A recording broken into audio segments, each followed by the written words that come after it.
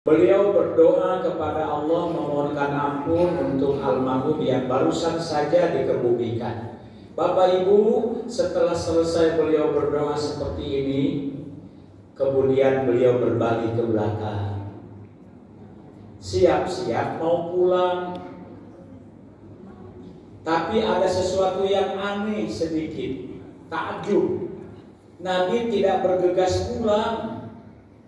Tegak seperti ini, menatap para sahabat yang ada di pemakaman. Ditatapnya satu persatu, tatapan yang penuh dengan rasa kasih sayang seorang nabi kepada umatnya, seorang nabi kepada sahabatnya. Ditatapnya sahabat yang ada di pemakaman itu, dilihatnya seperti ini kira-kira bapak-bapak. Setelah beliau menatap sahabat sedemikian rupa, kembali beliau menengadahkan tangannya ke langit. Kalau tadi berdoa, sekarang berucap. Ini ucapannya, ayo kita simak. Laqad ishtaqatu ala ikhwani. Laqad ishtaqatu ala ikhwani. Aku rindu sekali kepada saudara-saudara saya. Para sahabat yang di depan Nabi itu merasa aneh. Nabi ini ngomong dengan siapa? Beliau berbicara di hadapan para sahabat, tapi isi omongannya, isi ucapannya seolah-olah bukan dengan sahabat, malah sambil menatap langit pula. Coba kita simak lagi. Laqad ishtaqtu ala ikhwani, aku rindu sekali kepada saudara-saudara saya. Sepertinya beliau merindukan saudaranya yang jauh, yang lama tidak bertemu. Sepertinya beliau merindukan saudaranya yang sangat dia kasih sayangi, sangat dia rindukan.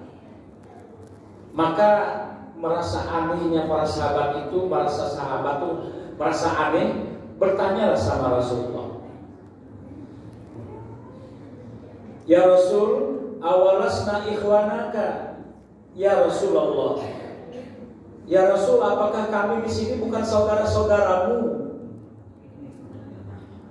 Nabi nurunkan tangan, kembali menatap sahabat dan menjawab, la, kata beliau, la, bal antum ashabi, bukan.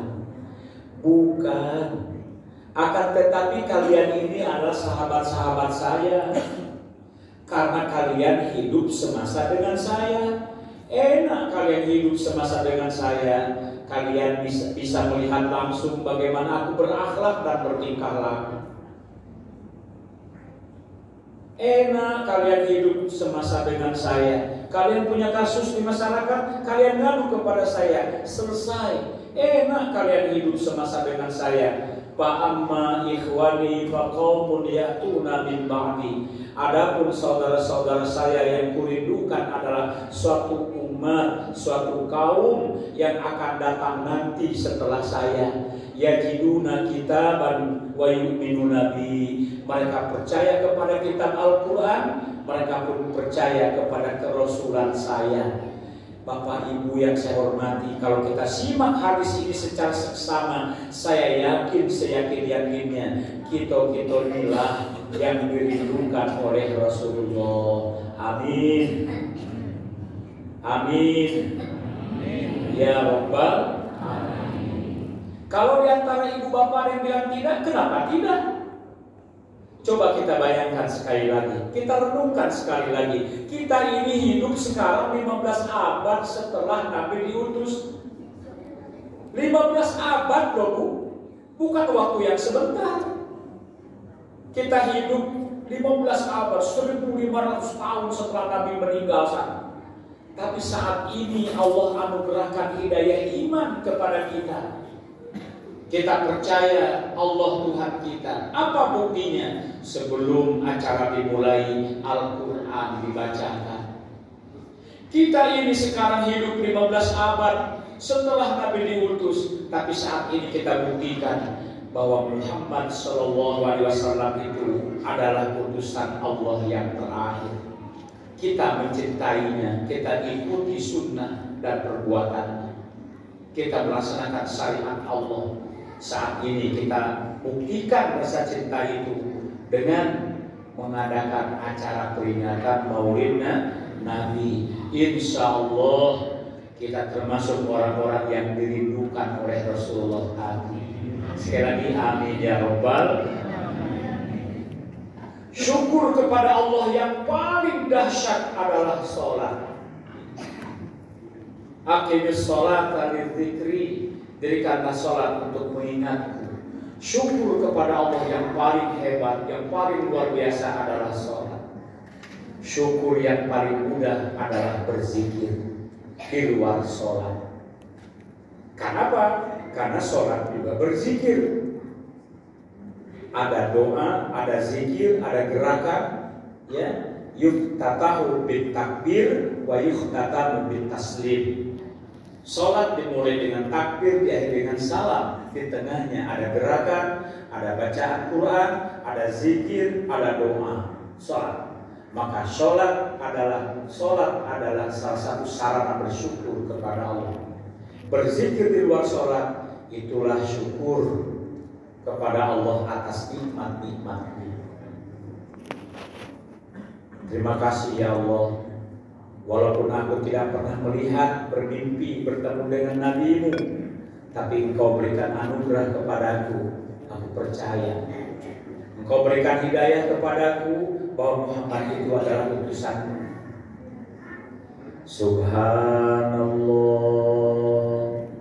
walhamdulillah wa la ilaha illallah wallahu akbar.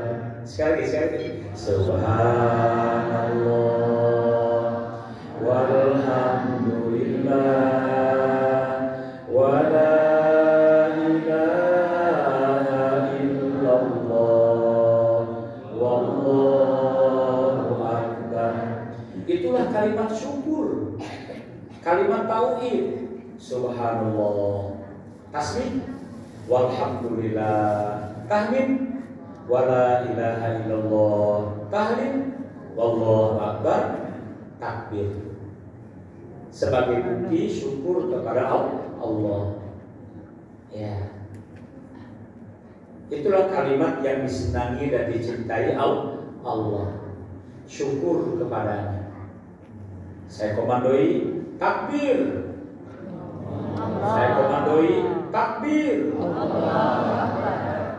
Tahmid. Alhamdulillah. Tasbih. Subhanallah. Tahlil. La ilaha illallah. Istighfar. Astagfirullah. Hauqalah. La haula wala quwwata illa billah. Istirja. Inna lillahi wa inna ilaihi raji'un. Itu semua kalimat agung. Satu lagi, haylalah. La haula wala quwwata. Haylalah. La haula wala quwwata. Ya, haylalah pun bahasa kita ucapan menyembelih. Bismillahi Allahu Akbar. Ya, betul ayam itu halal, betul sapi kami itu halal, tapi kalau disembelih tidak atas nama Allah haram. Maka supaya jadi halal, ya nyata itu halal dan juga halal dimakannya, ya baca haylalah Bismillahi Allahu Akbar. Itu ucapan menyembelih.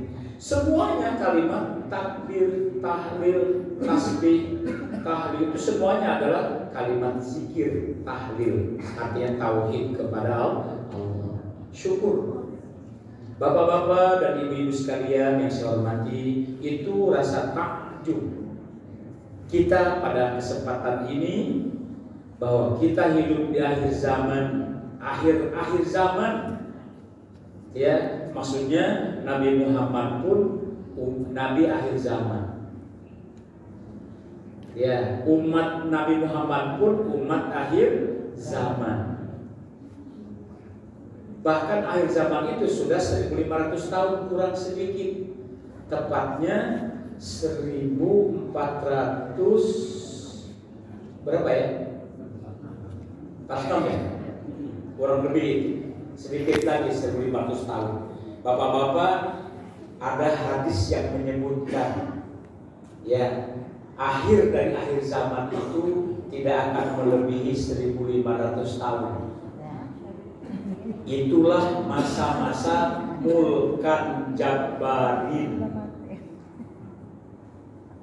Ya, penguasa yang otoriter. Mulkan jabbarin kalau bahasa kita.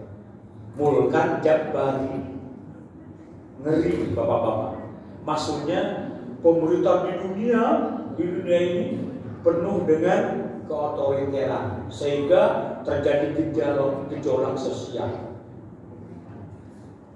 Alhamdulillah bapak-bapak, ada yang nonton YouTube dari Nepal enggak?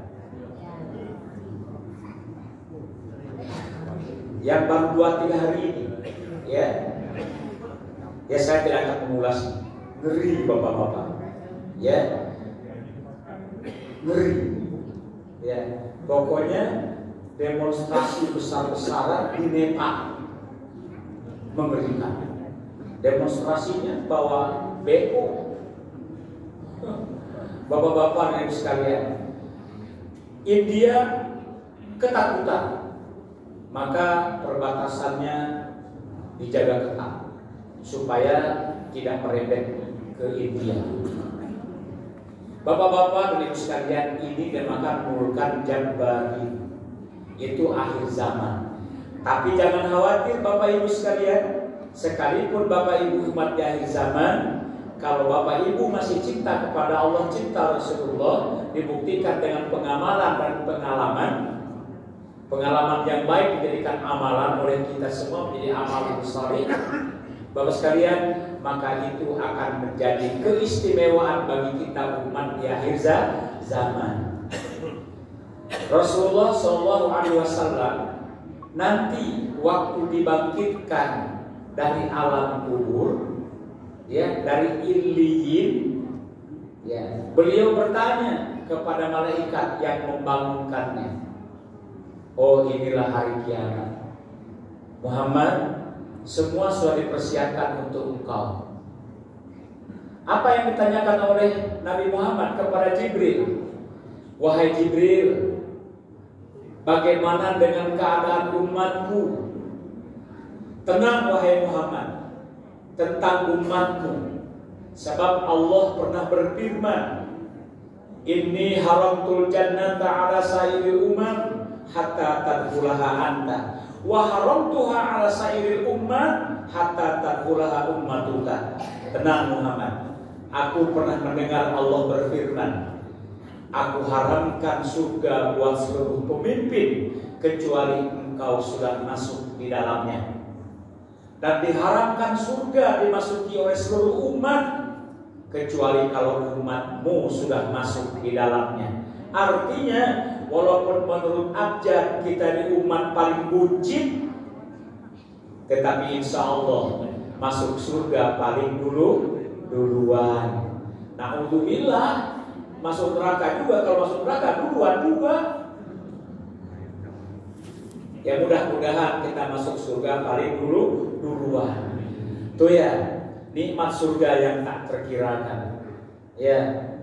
Jadi bapak-bapak dan ibu sekalian yang saya hormati, inilah kelebihan umat Nabi Muhammad sallallahu alaihi wasallam.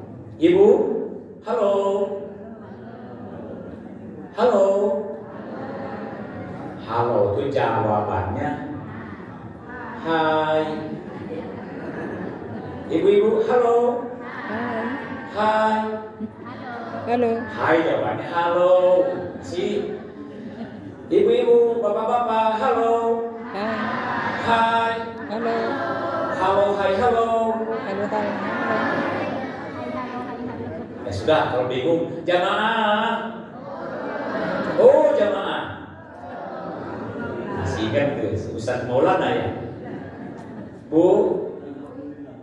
Yo.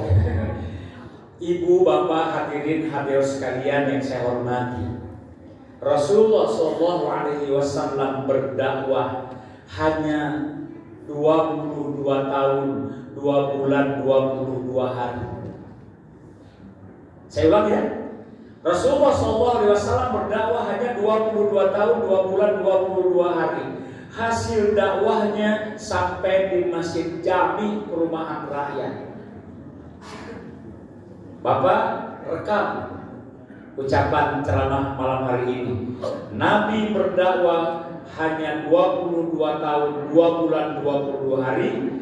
12 tahun ada di Mekah, 11 tahunnya ada di Madinah. Hasil dakwahnya sampai di Masjid Jami Perumahan Rakyat. Bu, saya ingin mengajak ibu-ibu membandingkan. Bandingkan dengan dakwahnya Nabi Nuh alaihi salam. Bapak, berapa lama Nabi Nuh berdakwah? Saya tanyakan dulu umurnya. Bapak, Ibu, berapa umur Nabi Nuh alaihi salam? 975 tahun. Sedikit lagi 1000 tahun. Dakwahnya kurang lebih 900 tahun atau 9 abad. Hasil dakwahnya kurang lebih 60 orang. Ayo bandingkan dengan dakwah Nabi Muhammad, berdakwah 22 tahun, 2 bulan, 22 hari, sampai hari ini hampir 2 miliar pengikut Nabi Muhammad, hampir menyalip umat Nasrani. Bahkan ada satu statistik sudah menyalip. Padahal agama Nasrani lebih dulu 600 tahun, baru umat Islam 600 tahun kemudian baru datang. Oke, Bapak Ibu sekalian, Nabi Nuh 9 abad berdakwah, 900 tahun berdakwah, hanya kurang lebih 60 orang saja yang beriman kepada Allah dan percaya kepada kerasulan Nuh alaihi salam. Bu, halo, jamaah. Umat Nabi Muhammad ada yang membangkang, ada yang melanggar, tidak menuruti aturan sunnah Rasul, syariat Islam. Tapi terkadang mendengarkan ceramah sadar. Betul?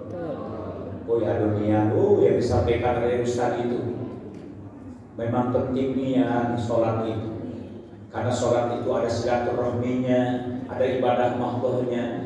Kadang orang meninggalkan sholat, melalaikan sholat, meninggalkan sholat. Tapi tatkala mendengarkan ceramah, kadang-kadang muncul kesadaran. Itulah kelebihan umat Nabi Muhammad Sallallahu Alaihi Wasallam. Makanya Islam sampai hari ini, Bu, Pak, bayangkan dengan umat Nabi Nuh. Umat Nabi Nuh itu Bapak Ibu saking enggannya mendengarkan dakwah Nabi Nuh. Lihat itu. Waja'alu asabi'ahum fi adanihim wastaghsaw siyabahum wa asarru wastakbaru istikbara. Saking enggannya umat Nabi Nuh mendengarkan dakwah Nuh, waja'alu asabi'ahum, mereka masukkan telunjuk jari mereka ke telinga mereka. Nah, saking enggan, saking gak galak denger. Wastaghsaw siyabahum wa asarru wastakbaru istikbar. Berhentilah. Wajah ditutup, telinga ditutup. Itulah umat Nabi Nuh, saking sombongnya, saking enggannya mendengarkan dakwah Nabi Nuh alaihissalam. Bapak-bapak dan ibu sekalian, apa dak cengkel Nabi Nuh? Rabbi inni da'atu qaumi laila wa nahara falam yazidhum du'ai illa firara. Tuhan, siang dan malam aku berdakwah mengajak kaumku beriman kepadamu, tapi mereka tidak menghiraukan ajakan aku, bahkan mereka lari meninggalkan aku. 900 tahun Sampai akhirnya Nuh hilang pula kesabarannya bapak-bapak. Padahal abdan syakuro beliau. Rabbi firli wali walidayya waliman dakhala baitiya wal mu'minina wal mu'minat wala tazidil zalimina illa tabara. Ya Allah, ampunilah dosa saya, ampunilah dosa orang tua saya, ampunilah dosa orang-orang yang masuk ke rumah saya. Jangan kau campakkan orang zalim itu kecuali kehancuran. Dan selesai ya Allah, hancurlah. Kira-kira begitu Pak. Bapak Ibu, itulah ayat di penghujung surah langsung dijawab oleh Allah. Nuh buat kapal. Itu jawabannya. Nuh buat kapal. Singkat cerita, kapal dibuat. Tak tanggung-tanggung kapal dibuat di pucuk bukit. Tambah orang kafir, orang zalim menghina, mencemooh, menjelek dan menghinakannya. Hei kawan, tengoklah sinu gilo sekarang. Ngapa gilo? Buat kapal di pucuk bukit. Apa dah gile? Bapak Ibu, ini cerita tambahan. Namanya Israiliyat. Tambahan ya, tambahan nih. Israiliyat namanya. Saking umat Nabi Nuh menghina, menjelekkan Nuh, bahwa Nuh orang gila, buat kapal di pucuk bukit. Konon kabarnya siang kapal dibuat, malam dijadikan tempat berak. Saking menghinanya umat Nabi Nuh itu sampai begitu rupa. Malam dijadikan tempat berak, siang dibuat ya buat kapalnya lambung. Bapak Ibu sekalian yang saya hormati, ceritanya ada orang buta naik ke pucuk bukit. Woi bang, nak kemana bang? Nah pucuk bukit itu nak apa ya? Nak dire. Bapak Ibu sekalian, orang buta sengaja dia naik ke pucuk bukit. Di situ ada kapal sedang dibuat. Namanya orang buta dan nengok kepleset masuk ke lubang situ, sembuh. Akhirnya nyebar kemana-mana. Bahwa ternyata berak yang kapalnya Nabi Nuh itu obat. Akhirnya besoknya ada yang ngambil seember, ada yang ngambil 2 ember, bersih lagi.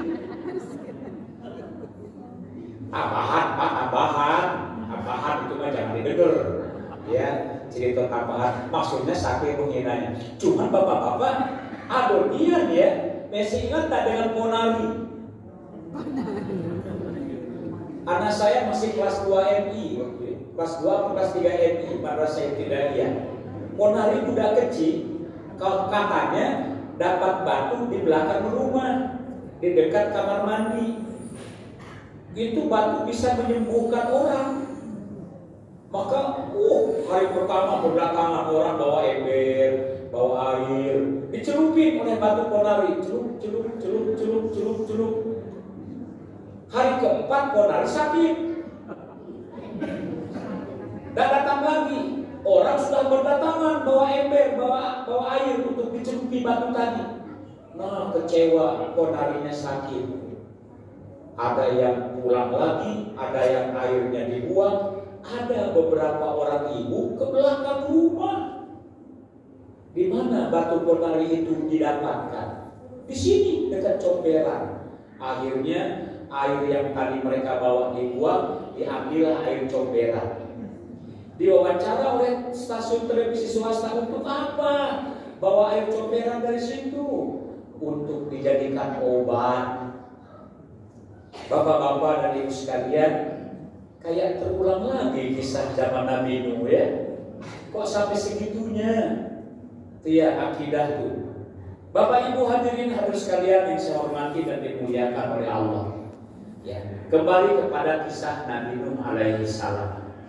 Pokoknya selesai kapal dibuat, Nuh, ajaklah umatmu yang beriman. Ternyata disitulah bapak-bapak kurang lebih 60 orang. Nuh, ajaklah binatang sejodoh-sejodoh, terutama binatang yang tidak bisa berenang. Ya, terutama binatang yang tidak bisa terbang. Ajaklah. Maka konon kabarnya bapak-bapak, macan sejodoh, anjing sejodoh, kucing sejodoh, terus masuk ke dalam kapal Nabi Nuh. Aman mereka di sana. Konon kabarnya cuma anjing dan kucing yang tidak akor. Makanya jangan seperti itu. Kita di manusia harus akor. Akor selama di dalam kapal Nabi Nuh alaihi salam. Bapak Ibu sekalian yang saya hormati, disitulah Nuh juga ngajak kepada istri dan anaknya untuk sama-sama masuk, tapi tidak galak masuk. Sudah masuk ke dalam kapal, Nabi Nuh masuk ke dalam kapal. Bapak Ibu sekalian, dari atas turun air hujan, dari perut bumi keluar air. Konon kabarnya nyembur air dari tungku orang yang sedang memasak di saat mereka sedang pesta. Nyembur air dari atas turun hujan. Singkat cerita, berlayarlah kapal Nabi Nuh alaihi salam. Bapak-bapak, Nuh seorang nabi, Nuh seorang rasul, dan juga ia sebagai seorang ayah dan istri dari istri dan anaknya. Di saat kapal sudah berlayar, Nuh ingat dengan istrinya. Manolah istriku, mano anakku. Lihat sebelah kanan kapal, ini. Timbul rasa kebapaannya. Dia telah memberikan turunan kepada dia. Lihat sebelah kiri kapal, tidak ada kakek, hilang istrinya.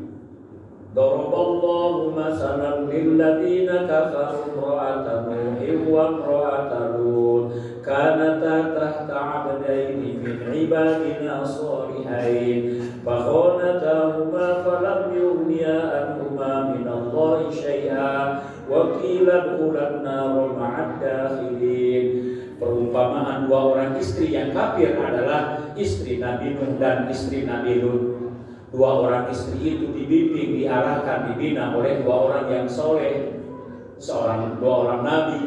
Tetapi kedua istri itu hianat, tak mau turut sama suaminya. Akhirnya Allah ngecap kepada dua orang istri itu sebagai penghuni neraka kekal di dalamnya. Terkenal istri Nabi Nuh dan istri Nabi Lut tak mau turut kepada suaminya, di mana suaminya seorang rasul. Tapi seorang bapak ada sifat kasih sayangnya. Kalau baik, aduh, ada kata hilang. Pas nengok sebelah kiri kapal, aduh pak, anaknya si Kan'an sedang berenang, dipanggil oleh ayahnya dari atas kapal. Ya bunayya arkam ma'ana wa la takun ma'al kafirin. Nah, ayo naik ke atas kapal bersama bapak, jangan bersama orang kafir. Si anak dengan congkak dan sombong sambil berenang menjawab, tidak ayah. Sawi ila jabalin ya'simuni minal ma'i. Tidak ayah, saya akan berenang ke gunung itulah yang akan menyelamatkan saya dari air ini. Dikira dia ada gunung yang belum sampai airnya, dikira dia tidak akan sampai. Nak ke gunung itu lah, sawi ila jabalin ya'simuni minal ma'i. Tidak ayah, saya akan berenang ke gunung itu yang akan menyelamatkan saya dari air ini. Ayah tak putus asa, dipanggil lagi anaknya. Ya bunayya la asimal yaum min amrillah. Hai anakku, hari ini tak akan ada yang selamat illa man rahimah, kecuali orang-orang yang mendapatkan kasih sayang Allah. Alhasil kecuali orang-orang yang naik ke atas kapal. Bapak-bapak dan ibu sekalian yang saya hormati dan dimuliakan oleh Allah, biasanya ayatnya dibaca kalau kita mengadakan peringatan Isra dan Mi'raj. Dzurriyyatan man hamalna ma'anu. Anak keturunan yang diselamatkan di atas bahtera kapal Nabi Nuh itulah yang kembali beranak pinak turun-temurun sampai kita sekarang. Bapak ibu sekalian yang saya hormati, hilang dan sirna harapan Nabi Nuh mengajak istri dan anaknya naik ke atas kapal. Bapak Ibu sekalian, di atas bahtera kapal Nabi Nuh itulah, ya, Nabi Nuh berdoa, Rabbi anzilni munzalan mubarakan wa anta khairul munzilin. Tuhan, berikanlah kami tempat berlabuh. Engkaulah sebaik-baik pemberi tempat berlabuh. Bapak-bapak minta daratan muncul kembali. Konon kabarnya Jabal Qubais yang duluan muncul. Disitulah pertama kali daratan muncul lagi. Bapak Ibu sekalian yang saya hormati, di atas kapal Nabi Nuh yang selamat itulah Nabi Muhammad SAW, ya, penerus turunan Nabi Nuh alaihissalam yang kesekiannya itu terulang lagi.